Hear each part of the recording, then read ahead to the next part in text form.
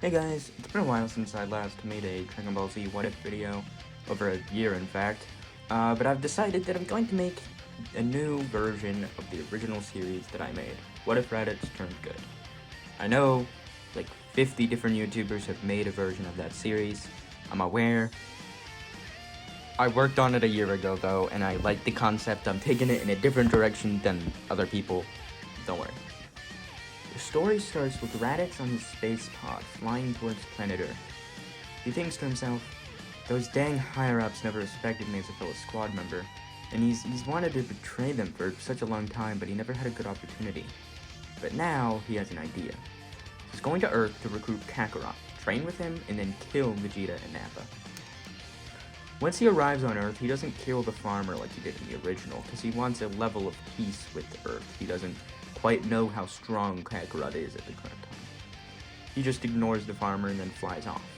He flies to Piccolo first like usual, but when he realizes it's not Goku, he just flies away without a word.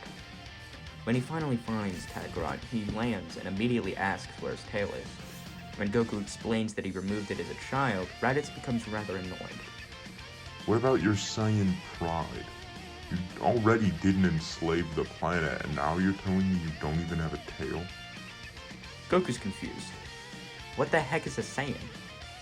The normal conversation of Raditz explaining what Saiyans are, their parents, etc. happens, but instead of Raditz demanding 100 dead bodies by the end of the day and stealing Gohan, he just asks Goku if he would help him in his goal.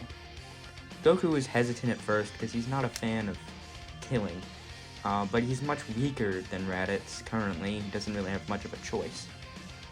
He says he's willing to help, but only if Raditz remains peaceful on Earth and doesn't hurt any humans or anyone living on the planet. Raditz agrees, and they shake hands. Real quick, I want to go over a few extra changes. One, Raditz brings along, they're not like in canon, but Raditz brings along these tails, the like regrow Saiyan tails, just in case, because he figured since there's full moons, they might need to remove the tails for an emergency, and they want to be able to regrow them. He also brought along schematics for a healing chamber that Goku asks Bulma to build, and she makes 2 of them for the training so they can heal. Instead of going to King Kai to train for a year, Goku trains with Raditz on Earth.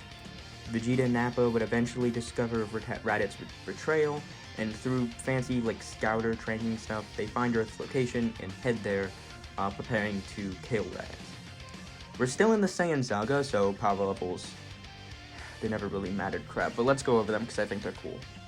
In case you've forgotten, in canon, Vegeta and Nappa is at 18,000 and 6,000 respectively. Gohan is going to be at a power level of 1,200. He trained a little bit with his uncle and father, but Chi-Chi still doesn't really like him to train much, so he's not at the highest he could have achieved.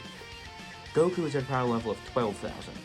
The training with Raditz has helped him get much stronger than in canon, but he does not have Kaioken, so it's a bit of a trade-off. And Raditz is at a power level of 16,000.